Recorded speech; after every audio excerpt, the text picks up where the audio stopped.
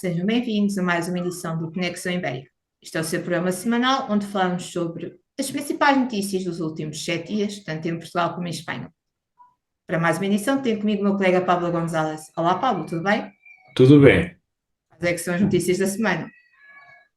Bueno, pues las tres que he escogido, la primera de ellas es que Montenegro gana sin mayoría absoluta, los socialistas empatan con Sega y lo que provocan la dimisión de Nuno Santos. En segundo lugar, un análisis sobre el programa de Sega para acabar con esos 50 años de, entre comillas, un país estancado. Y por último, CaixaBank ficha a Deloitte para decidir si puja por nuevo banco. Então vamos começar com este pós-eleições em Portugal, que deu a vitória a Luís Montenegro, que continuará a ser o primeiro-ministro, terceiro pior resultado da história do Partido Socialista, com a saída do seu secretário-geral, e a ascensão de uma nova figura como força política, certo?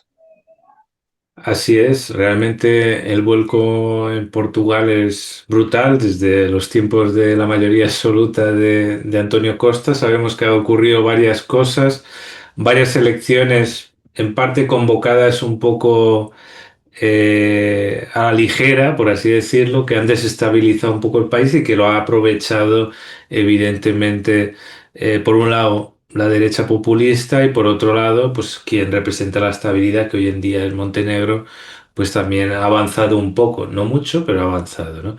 Evidentemente la debacle para la izquierda es brutal, con una ascensión de Libre, pero sobre todo del Partido Socialista. Y para hacernos una idea, dos tercios de los diputados forman parte de las derechas en general, que bueno, conviene no mezclar, ¿no? Pero para tener una idea, ¿no? Que incluso se pueden hacer reformas constitucionales con esta mayoría, pues la verdad que es bastante impactante, ¿no? Incluso que hablamos en algún momento de voto oculto, de si las encuestas pueden fallar, nuevamente han fallado en gran medida, ¿no? Y sobre todo con Sega, ¿no? Pues había un voto oculto con Sega y no han tenido un coste electoral que, bueno, analizaremos un poco más adelante. Sega tiene un gran caladero de votos al sur del Tajo. Como decimos, ha sido como el gran voto oculto. Eh, ¿Qué más? También tenemos una novedad que Juntos pelo Povo de Madeira es el primer partido regionalista, que aquí es verdad que por el nombre nos podemos ir a Junts para Uhum. hacer una relación, pero en realidad lo más parecido son sus hermanos de la Macaronesia, que son los de Coalición Canaria, que es un partido regionalista canario, que incluso por lo que he podido ver ya tienen acuerdos hechos desde el 2023 y el año pasado también. Entonces, pues es eso, es un partido regionalista que por primera vez tienen un diputado y vemos bueno, que el sistema portugués desde el 2024 ya estaba basado principalmente en tres partidos.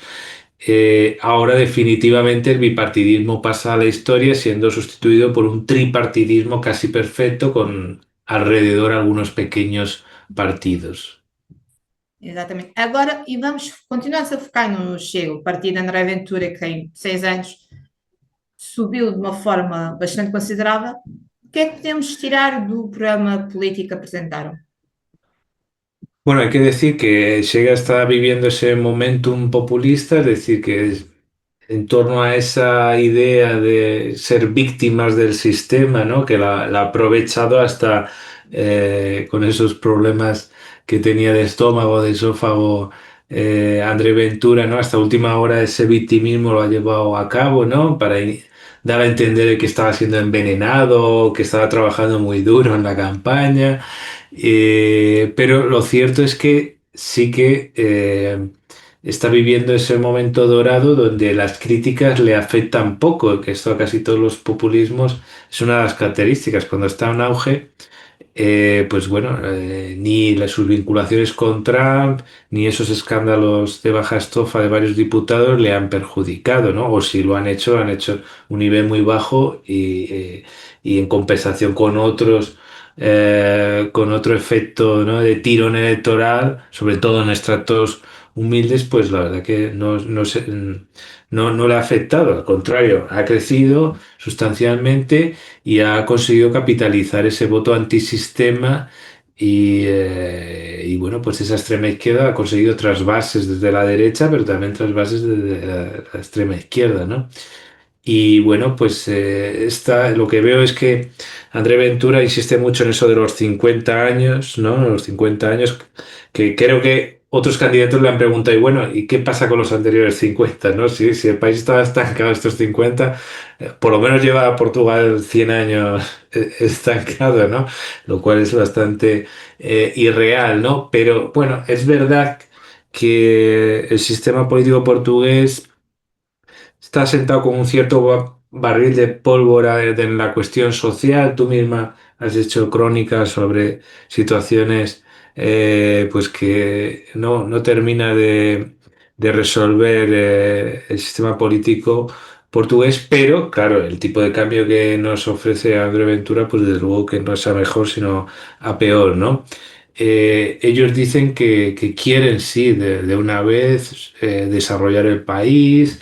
Es una mezcla del programa de dar autoridad al Estado, de medidas sociales y antiburocráticas, que estas dos últimas, sobre todo la antiburocrática, yo creo que sí que tiene un sentir general y todo el mundo lo dice, que claro que Portugal, pues hay una cierta lentitud en general, una cierta idea ineficiente, ¿no? De todos estos procesos que se demoran en todos los ámbitos administrativos o económicos de la vida social, la precariedad de la sanidad pública, los jóvenes, el tema de la migración, el tema de la vivienda, el tema de la burocracia, como acabo de decir, el tema de las condiciones de los cuerpos y fuerzas de seguridad del Estado.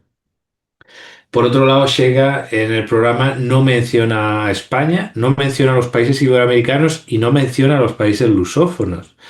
Es decir, ellos sí que realmente, porque normalmente el nacionalismo portugués duro sí que ha tenido una idea del imperio, ¿no? Y ellos, yo creo que se quieren quitar de en medio Orgulhosamente eso. sós, como diría Claro, outro senhor sí, há sí, sí. 50 anos atrás. Pero en este caso ellos creo que no quieren saber nada de África por el tema de migración y por otros aspectos.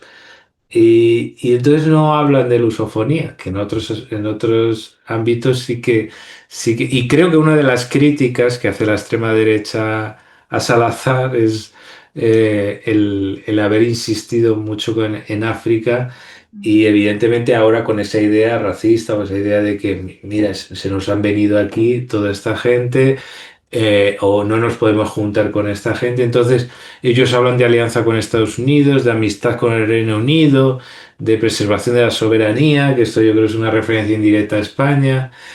Estas cosas que vienen de antiguo, pero no hace referencias al imperio, ¿no? Entonces, bueno, ellos en el tema económico yo creo que son bastante pragmáticos, aunque critican el asistencialismo, también hablan del papel del Estado en la economía. Por un lado, están en contra de la regionalización, pero al mismo tiempo dicen eso, reforzar el municipalismo, y me da la sensación de que sí que consiguen voto en regiones críticas con el centralismo de Lisboa, ¿no? A mí me da la sensación esa, y de hecho el sur ha apoyado en gran medida a Sega, entre otros motivos quizá por ese, ¿no? El tema de los gitanos, que es sangrante, ¿no? Ellos yo creo que lo han vivido como un experimento, que después lo han continuado, ¿no? Esa criminalización con los inmigrantes. Viene de antiguo, desde la primera campaña que hizo con el PSD, Andrés Ventura, le funcionó y lo está aplicando todas estas campañas electorales. Y bueno, insisten mucho que la inmigración, pues eso tiene que la persona tener una lealtad absoluta con el Estado portugués, hablar perfecto la lengua, que conozca la historia, la cultura. que tal, insisten mucho en esta línea. Y bueno, yo creo que el desafío del PSD y el PS para preservar ese edificio del sistema político que cruje y que tiene grietas es hacer una agenda reformista que ataje esos problemas estructurales que aprovecha Chega. Por otro lado, es verdad que normalmente en estos casos cuando estos partidos asumían ciertas responsabilidades se moderaban, pero es verdad que en el mundo donde tiene más influencia las redes sociales que los medios de comunicación, muchas veces hemos visto casos donde se han radicalizado estando en el poder, entonces es también un peligro. Bueno, realmente puede ser un riesgo Sega en cuanto a enfrentamiento civil y división de poderes. Y bueno, yo creo que Montenegro necesita reafirmar su liderazgo para que les tenga a raya. Y bueno, pues es eso, ir desmontando los prejuicios que vaya esparciendo y también eso, clarificar también la situación real migratoria, porque hay mucha confusión y económica del país, exactamente para ver cuál es la situación real, porque hay también una serie de percepciones subjetivas y hay situaciones problemáticas objetivas que conviene, pues eso, que el país tenga más claro exactamente lo que es un problema y lo que no lo es. Y bueno, hay que decir que en este contexto sí es verdad que para nosotros, para la hermandad aquí ibérica, pues no es muy bueno, porque claro, si hay mucha polarización, estas cosas, pues que necesitan algo muy mayoritario es complicado, pero a veces cuando hay mucha polarización, pues también hay gente que empieza a participar más de estas ideas, ¿no? Aunque sean minorías. Entonces, pues bueno, vamos a estar atentos un poco qué dinámicas políticas se desarrollan a partir de ahora. Y bueno, también debo decir que el Tratado de Amistad, que siempre hemos defendido aquí en el Parlamento portugués, fue votado a favor por el PS, PSD, Chega, Iniciativa Liberal y Libre, y en cambio las abstenciones vinieron de PCP, Bloco de Izquierdas Izquierda y PAN. Entonces, pues bueno, esta es la situación general y análisis que hago. Bem, agora passando, mas para mais uma opinião mais pessoal. Como eu disseste, o Chega nestas eleições conquistou uma zona a sul do Tejo que antes era de esquerda, especialmente comunista, e não só. Passou então para a extrema, pô, de extrema esquerda passou para a extrema direita. Bem, como é que conseguimos explicar esta conquista de votos em três regiões? Algarve, Alentejo e Península de Setúbal. Em relação às regiões do Algarve e do próprio Alentejo, posso concordar contigo na parte de uma espécie de contestação ao centralismo de Lisboa, de não olham para nós, ou já só quer saber de nós na altura para vir para cá de férias, no caso do Algarve, etc. No caso de Setúbal, não podemos ir tanto por esse contexto, já que estamos, bem dizer, ao lado de Lisboa, mas o Chega também ganhou o distrito de Setúbal, também ganhou o conceito de Sesimbra, mais precisamente, e aqui, então, explicando bem, este conceito, desde a Revolução, todas as suas autarquias, todos os presidentes de Câmara foram do Partido Comunista Português, excetuando um. E esse um teve um caso de corrupção logo, aqui o PS é algo mal visto. À entrada deste concelho, tem uma estrada com quase 10 quilómetros de extensão, tem um cartaz que associa não só o PS, como o PSD, caso de corrupção a nível nacional. Bem, quem ia às mesas de voto viu não só jovens a votar no Chega, eu acho que, se não me engano, ou foi no último programa ou no programa anterior, referi que sem um estudo que os homens jovens têm tendência 5 vezes mais do que as mulheres a votarem extremos, de direita ou esquerda. Ouvíamos jovens a falar coisas como voto hoje não chega. Se der merda, peço desculpa pela palavra, o ano que vem estamos de volta, já que as últimas eleições foram há só um ano atrás. Mas não foram só jovens que votaram, podíamos dizer que os jovens votaram, porque é um partido que tem muito apelo nas redes sociais. os jovens consomem muita informação que prova-se que é falsa por fake news. A inteligência artificial também cada vez mais entra neste jogo, mas não foram só os jovens, também uma população que ainda se lembra ou ainda viveu à altura do outro senhor, não da outra senhora, dos outros senhores há mais de 50 anos atrás, e que é contra aquelas bandeiras, ou neste caso a favor daquelas bandeiras que o Chega bate muito. Os ciganos, a imigração, aqui Sesimbra, e não só Sesimbra, todo o distrito da Península de Setúbal, já tem, no último ano, 1/3 das mulheres que davam à luz aqui eram estrangeiras, ou seja, podiam ser estrangeiras casadas com portugueses ou estrangeiras também com o marido estrangeiro, a criança já nascida cá, ou seja, 1/3 das crianças deste distrito já são filhas de mães imigrantes. É um distrito que, sim senhora, tem população cigana, mas não só, também tem população afrodescendente. Aliás, é um distrito que tem uma grande concentração de pessoas que vieram das antigas colónias.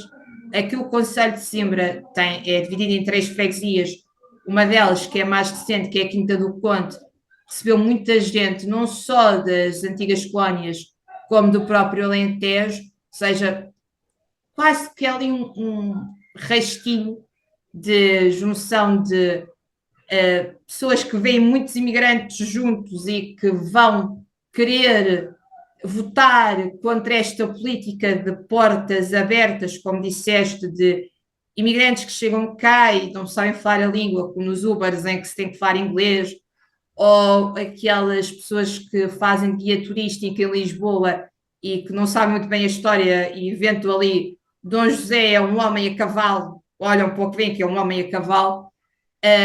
Os ciganos que eles defendem que não trabalham, que têm todos os apoios possíveis e imaginários do Estado, as casas que estão a ser feitas também muito devido ao PRR, várias casas para rendas mais acessíveis, que é um grande problema cá em Portugal e não só.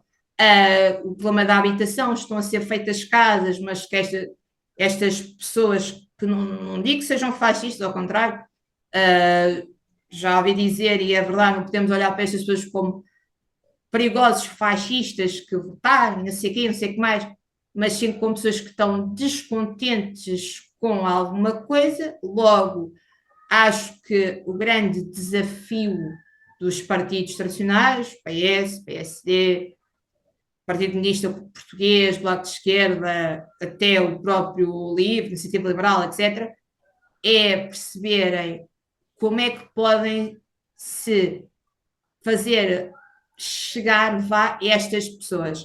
Em comunicação, costuma-se dizer que para a comunicação ser fluida, que a pessoa deve ser o mais simples possível para poder passar a mensagem. E André Ventura tem isso a favor dele. André Ventura é um advogado, é professor. André Ventura foi comentador político numa estação de televisão afeto ao ao clube em Portugal com mais adeptos, que é o Sport Lisboa Benfica. Logo, André Ventura consegue chegar ao povo. Podemos dizer que usou esta ascensão das redes sociais para passar a sua mensagem. Podemos dizer que se calhar usou um pouco aquela doença também para conseguir capitalizar votos. Os conseguiu, especialmente no sul do país, com uma grande pressão turística, uma grande pressão, com vários problemas na habitação, Serviço Nacional de Saúde, conseguir empregos com salários dignos. E agora, depois destas eleições que colocaram o Chega como a segunda maior força no país, a próxima eleição que haverá é as autárquicas, que serão em outubro, e o Chega vai avançar para várias câmaras, especialmente aquelas autarquias ligadas a forças de esquerda, como é o caso de Sesimbra, em que o seu presidente da Câmara é ligado ao Partido Comunista Português, Francisco Jesus, O Chega já anunciou que vai avançar com um nome de peso, um deputado na Assembleia da República de Portugal, Frazão, que virá para cá tentar fazer algo que o Chega aqui não fez. O Chega já tinha vereadores em várias autarquias, agora o Chega vai tentar ter presidentes de Câmara. E isto sem esquecer que tem um governo sombra para caso haja alguma coisa com Luís Montenegro. Mas acredito que só vamos perceber o porquê deste voto nos Chega mais para a frente, ainda estamos muito em cima do assunto. Bem, mas agora, sendo da análise política, vamos passar para a economia. É possível que a Caixa Bank avance para a compra do novo banco, antigo Banco Espírito Santo aqui em Portugal, pronto, só para lembrar. Sí, pues es una cosa que está barajando y para eso ha contratado a Deloitte para que, bueno, le haga los cálculos necesarios para a ver cuál es la cantidad de dinero que tiene que proponer, ¿no? Estamos hablando que CaixaBank ya tiene el quinto banco de Portugal, el BPI, y estaría intentando comprar el cuarto, ¿no? Tiene el quinto y compraría el cuarto. Entonces lo que le llevaría es a duplicar su presencia en Portugal. Es verdad que todo esto pasa por decisión no solo de los órganos de la competencia de Portugal, sino también del propio gobierno portugués que participa en este accionariado de Novo Banco, ¿no? Sabemos que Portugal a veces bueno, por cuestiones de autonomía estratégica, pues no quiere que que un país tenga mucha presencia y quiere diversificar, lo cual es absolutamente normal.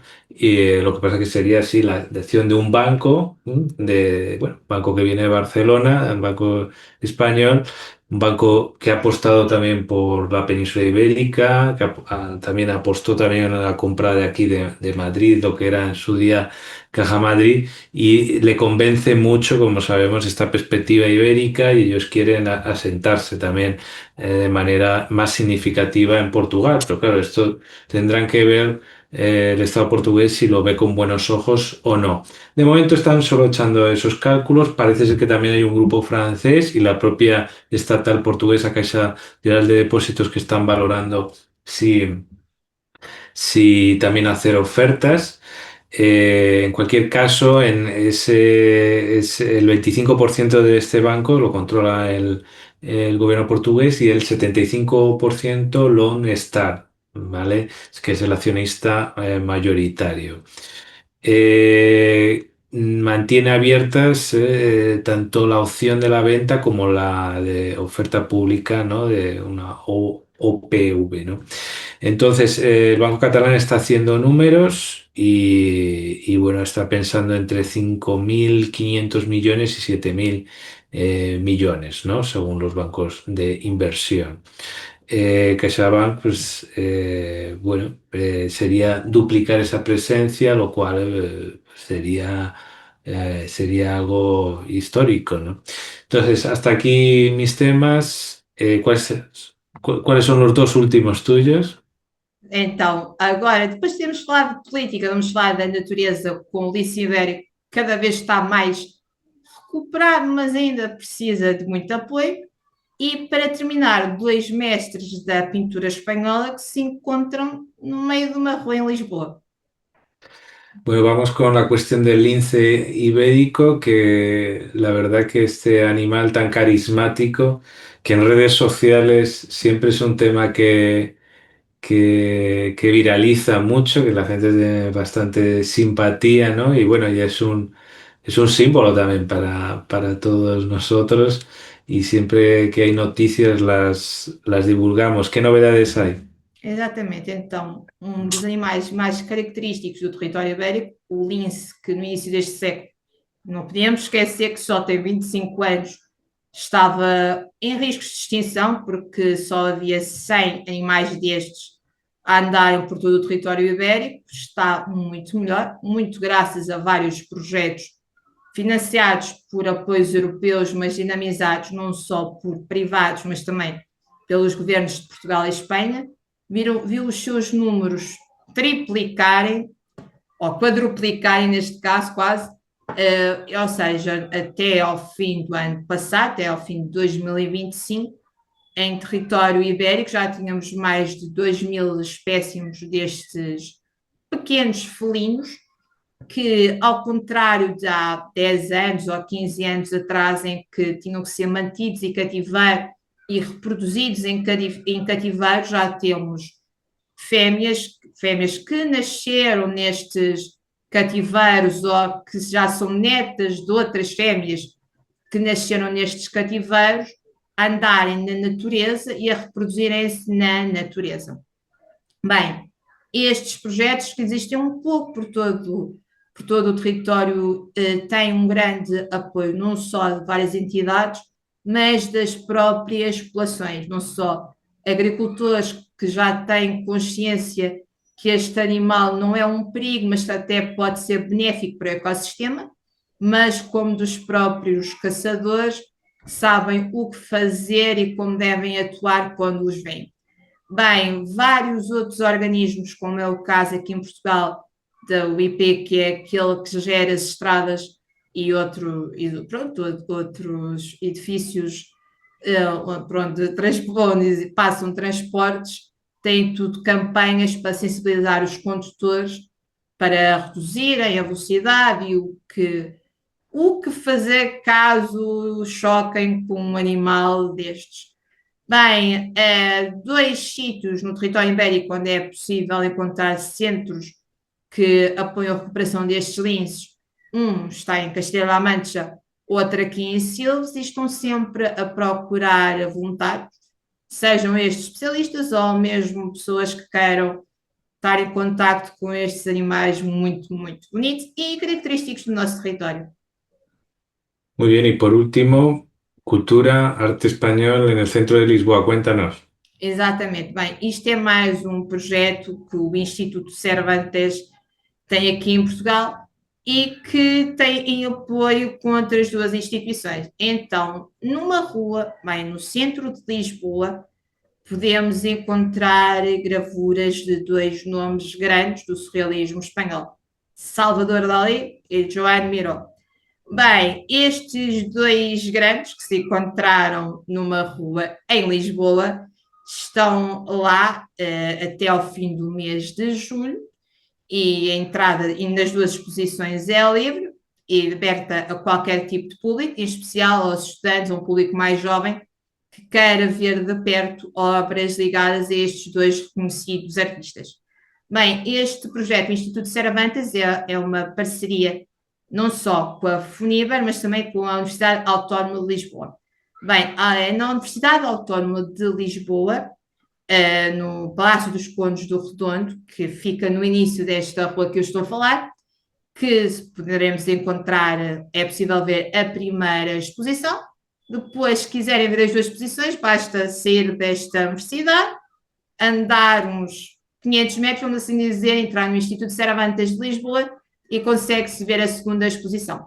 Bem, Salvador Dalí, que também teve algumas contribuições no mundo do cinema, também tem uma ligação, talvez não conhecida de todos, a Portugal, mas estava em Bordeaux, ele e a sua mulher, na altura do eclodir da Segunda Guerra Mundial, em Bordeaux, onde estava um certo diplomata português, Aristides de Sousa Mendes, que passou documentos para entrarem no território ibérico a todas as pessoas que pediam, incluindo este casal de artistas. No caso de Joan Miró, que nasceu em Barcelona, o sítio em Portugal onde tem uma coleção mais vasta de obras da sua autoria, está tudo na Fundação Serralves, é aberto ao público também, são dois artistas que facilmente podem ser vistos em Portugal, mas se não quiser ir para o Porto, aqui em Lisboa tem neste caso na sede da Universidade Aberta de Lisboa, no Palácio dos Condes do Redondo, tem as obras de Miró, poderá ver as obras de Miró até julho, isto é uma parceria com a FUNIBER. No caso das obras de Dalí, estas estão no Instituto Cervantes E o nome desta última exposição é Melodia Ácida. A Melodia Ácida de João Miró, é que está no Instituto Cervantes. A de Dali está no Palácio dos Condes de Londres, na Universidade Autónoma de Lisboa. Ambas são abertas ao público e vão estar em digressão, vamos assim dizer, saíram da coleção e vão ser mostradas ao público até ao fim do mês de julho. Muy bien, pues invitamos a nuestros lectores que se pasen por estas exposiciones si viven cerca o si visitan Lisboa próximamente. Y bueno, si tienen alguna cosa que divulgarlas, nuestra página web está abierta a ellos. Ya sabéis dónde encontrarnos en nuestras redes sociales, en YouTube, y este ha sido el repaso semanal de las principales noticias en español y portugués. Nos vemos la próxima semana. Até a próxima!